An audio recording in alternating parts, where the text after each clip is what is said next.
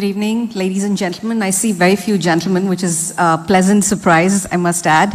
There are few of you here, I think. Yeah. So I'm going to talk about my journey clearly. Thank you for the lovely introduction, Anjali. Thank you very much. I've always wanted to change the world. I started out by believing I could do so even when I was a small kid. So I thought I'd start by a career in civil services, but when I grew closer to college, I kind of realized that for an assertive and rather rebellious young woman like me, that may not be the best fit. It was then that I thought of moving to the world of media, and I do have the gift of the gab, as you can see, and could confidently put out my thoughts and ideas to people, so naturally journalism was the next best choice. I pursued my graduation in political science honors, followed by a master's in journalism, specializing in broadcast journalism. At that time, there weren't very many role models, but Dr. Prannoy Roy was the pioneer, and Barkha Dutt, of course, was the female representative of everything that I aspired to be. I remember, I might kind of sound a bit ancient with this admission, and I don't know how many of you remember this, but The World This Week, presented by Dr. Roy and Menon, was one of the programs that I grew up watching, and I was absolutely blown away by what they were doing. I was very young then, of course, I must add that. So after that, I'm just going to look at my notes. In those days, private news channels were just beginning to show their new prowess, and I was amazed at the power and might of the visual medium. It had the power to move minds and change hearts. At that point in time, they weren't, I remember India was just beginning to see its stories being lived out on the big screen, and every night at 9 p.m. people gathered around their television sets to watch the most important news stories of the day. Now, blazing a trail of its own amidst all the clutter of all the news channels that were there was New Delhi Television, NDTV. That was my holy grail. That was where I wanted to be. But I didn't know how to get in. No one in my family had ever been a journalist or had anything to do with the profession. My father was not a bureaucrat, neither was he a big industrialist, and I certainly did not have a famous last name. So I was just a young girl young middle-class girl with big dreams and lofty ambitions. After working for a few months in a tabloid, I had the opportunity to be interviewed by NDTV just ahead of the general elections. I got the job of a reporter. I remember the moment when I walked out of the interview room after talking to Rajdeep Sardesai, Mrs. Roy, and a few others, which was done via camera. I knew I'd got it. It was the start of living my dream. At NDTV, I got to know Bombay inside out. Now, as they say, Mumbai is a city, but Bombay is an emotion. I mean, I'm sure you can attribute to that. And for me, it's a city that's taught me everything. A place that I call home, a place that taught me to dream big, to hustle. I covered all kinds of stories as a cub reporter. I remember covering horrific crime stories that made me question humanity. I also reported on the daily humdrum of the city, its real estate, the mill lands, the real estate crunch it faced. So much so that my constant reporting led the High Court to pick up a case so moto on the conversion of mill lands to malls. For me, it was a high point in my career. I felt I was really making a difference in the lives and minds of people, which is what I'd set out to do with my journalism initially as well. I also reported on the closure of dance bars extensively. At that point in time, night after night, I went to seedy and sometimes glitzy bars where girls danced the night away trying to earn money. These were girls from small towns who had come from all across the country to try and earn a living and make money by dancing the night away. And the government was shutting them down. There was no one to hear their pleas. I interviewed them, heard their stories, watched them put on makeup and transform before my eyes from the harried, worried, mundane to the object of affection of many. And I remember I could not change the outcome of the government's decision, obviously, but I could definitely give the girls a platform to air their views. It was one of the most humbling experiences in my life to talk to those girls, and they've given me life lessons in humility and hustle and drive. After that, all of these stories had still not prepared me for what was to come. In 2005, I recall Mumbai witnessed the biggest cloudburst it had ever seen. So 944 milliliters of rain in a span of 24 hours. That was completely unheard of, and it was non-stop. I was out with my cameraman reporting and got stuck like many others. So we waded for nearly 4 hours through knee-deep and sometimes chest-deep waters to reach office. By then it was night. There was no going back home. There were no roads to go back to. until the waters receded. The next morning, those of us who were unlucky enough to be in the office were asked to go back out and report on what was going on. And once again, the only way to go anywhere was to walk. So my cameraman and I did just that. We waded again through the waterlogged streets. So many people had got stuck in their cars and had died. Others were walking through the night to get back home. It was horrendous. I had never seen anything like this. You know, the city that never sleeps had come to a complete standstill. Nearly 700 people died that day and thousands others were injured, I remember. And not to mention crores lost in property and assets. It was something that nobody had foreseen and nobody could do anything about it. I reported for countless hours, walking through the pouring rain, back and forth, soaked to my bones, and I was tired and numb. I will never forget that experience ever in my life, and I hope we don't get to experience anything like that ever again. One day, and it wreaked havoc completely over the city. You know, I thought things would have been done, but there was still more to come. Soon after, there came a series of train blasts in Mumbai in 2006 or 2007, I can't recall the date exactly. There were 7 blasts in 11 minutes. I was one of the closest from my channel to one of the blast sites in Santa Cruz railway station. I just had the presence of mind to call my parents and let them know that I was okay and to, you know, watch the news and not worry.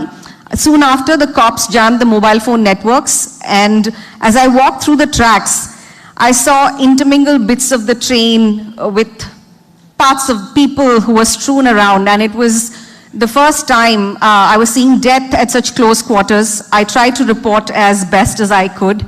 The slum dwellers on either side of the tracks, I mean, the slum dwellers who live on either side of the train tracks in Mumbai, wherever you go, there's clearly a space crunch. They were the first ones to come and help the injured and the dead, even before the emergency services came. And I remember this young boy pulling my collar and threatening me as I was recording my piece because he was so angry.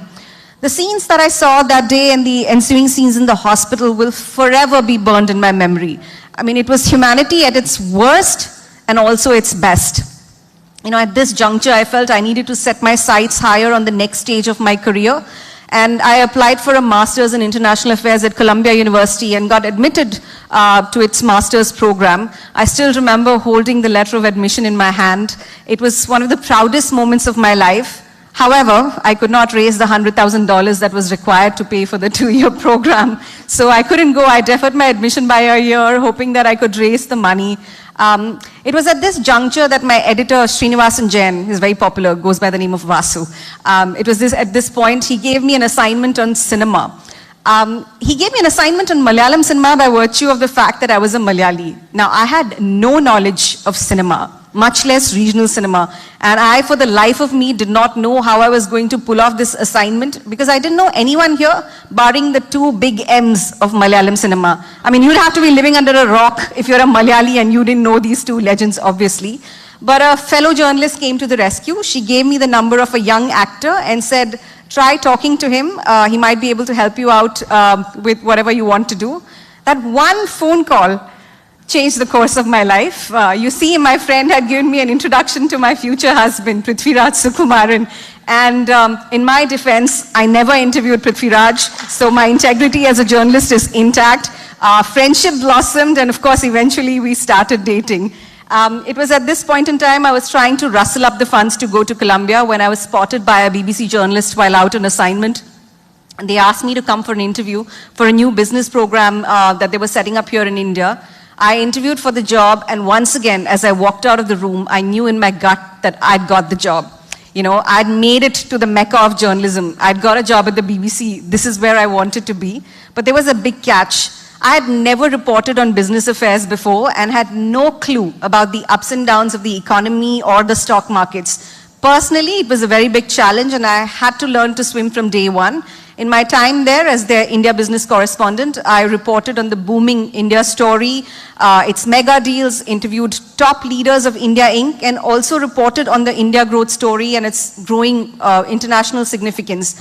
I also managed to cover the horrifying attacks, yet again, on Mumbai. I was in the London office at that point in time for a brief training period. And I remember seeing this horror play out on live television, which I'm sure all of you remember. Soon after came the global economic recession, and everything was impacted in its wake. The whole world and the much touted India growth story completely went south. And after that, I thought I'd give up my dreams of going to Columbia because I didn't want to take 2 years off from work. At the same time, I'm kind of glad I did, because I would have come out smack bang in the middle of the world's biggest economic recession with a $100,000 loan and no job to boot. So my professional life was going great guns, and at the same time, love was blossoming in my personal life. After dating for 4 years, Prithvi and I decided to make it official and tie the knot. I took 6 months off from work. Yeah, it's a luxury. I got 6 months off. I took 6 months off from work, and we tied the knot here in a very private ceremony. And after staying here for a few months, I went back to Bombay to my job. But keeping up with an actor's life was very tough. And after thinking about things and mulling things over, I eventually decided to move to Kerala for good. For the first time in my life, I didn't have a plan or a goal, and that for me was very scary. I traveled a lot with him and basically tried to wing it, but I must admit, I'm not good at winging it. I needed a plan. So I decided to go for a short course in management and got admission at IIM Bangalore for a management program for women entrepreneurs. That was in 2012. It was a very brief but knowledgeable course. Soon after, in 2014, I had my daughter Alankrita, after which it took me a few years to wrap my head around motherhood. I think that was the toughest phase of my life, because I just didn't know what to do, and it doesn't come with a manual, so you really can't study something in school and tell you that how to be a mother. So that was a bit of a struggle for me. By this time, I'd started taking an interest in cinema, but I still didn't know, how it worked or the nuances behind it. My husband and I had been talking about setting up a production company of our own for some time, and we decided to launch Prithviraj Productions in 2017. For my first project, I partnered with Sony Pictures International and made the film 9, which was a sci-fi film, and it was a studio's first foray into regional cinema, and I was really glad that they chose to partner with us. 9 basically taught me the ropes by plunging me into the project headlong. While it was easy for me to coordinate with a corporate giant like Sony and get the legal and financial paperwork all sorted, I had no clue on how to plan and execute the shoot in a place like Manali and Spiti. Whatever I learned on the job, and I remember we shot the film in the summer of 2018, and it remains one of my most cherished experiences to date, challenges notwithstanding. I remember at that time I learned that a producer is not just someone who signs the checks, but is also someone who's invested in the project from start to finish, from finding the right script to casting the lead. In my case, the lead was at home, didn't have to go looking very far. And, to finding the right technicians, to planning the shoot, executing the shoot, looking after the project through the release. A producer has to stay committed no matter what. And all our hardships were forgotten when I saw the logo of Columbia TriStar gracing the screen on my very first production. Sadly, 9 didn't do as well as we expected it to. It was a film ahead of its times, but it's a film that I'm very proud of bankrolling as a producer. Also, for a first-timer, I made the film under budget, and that's something I'm super proud of. You have to say that. Making a film under budget is no mean feat. That too for an international studio. Following 9, we came out with Driving License, which was an entertainer, a commercial comedy drama. Driving License came out in, I think, 2019. It was a film about 2 men and their fragile egos. Always works with the audience, trust me. It's a formula that we have perfected. So yeah, it did really well for us. But the thing is, there weren't too many examples, and there still aren't too many examples for me to follow and learn from. There are hardly a handful of women in the business of production, and the industry, as is evident, is largely male-driven. So whatever mistakes I was making my own, and the path ahead really had to be figured out. We were just getting started, I remember, when the lockdown hit, and life, as you all knew it, changed completely. After the initial shock, I remember we started reading scripts again, and Prithvi and I came across Kurudi. Now, instantly we knew this would be our next. Kuridi is a sensitive socio-political thriller, and we shot it just after the second lockdown with a minimal crew. That itself was an experience in itself to try. Usually on a film set, there are about 100, 150 odd people. And to try and make a film with just 50 people was a challenge. Plus, keeping all the COVID restrictions in mind. Mind you, at that point in time, it was, we just finished the second lockdown and Kerala was, in the midst of its full wave. So we got the permissions and we managed to shoot this film during that time. It was a film that premiered for us for the first time on a streaming service, and it was our first direct-to-digital film. Now, by this time, I was always obviously trained to talk to corporates, and I had started doing deals with them. I started handling the digital sales of our films, which is one of the prime revenue sources of cinema today. Kuridi for us was a very big hit, and talking to these corporates taught me the art of negotiation and also the not so subtle art of salesmanship. So I think that was a win-win for me. Soon after, we followed suit with Janagana Mana and Kaduva, both of which we released in theatres this year, and both combined together garnered a box office revenue of 100 crores plus worldwide. Now, as a producer and as one of the few female producers in the business, this is a feat that I'm absolutely proud of. Not too many men or women here can stake claim to this, at least in Kerala, and it's a feat that we are absolutely proud of. But soon after, what we tried to do was we got in and started distributing films like 83, KGF 2, Charlie 777. We also wanted to expand our footprint across India, and I've just finished filming our first Hindi film starring Akshay Kumar and co-produced with Karan Johar of Dharma Productions. So that's definitely something to look forward to.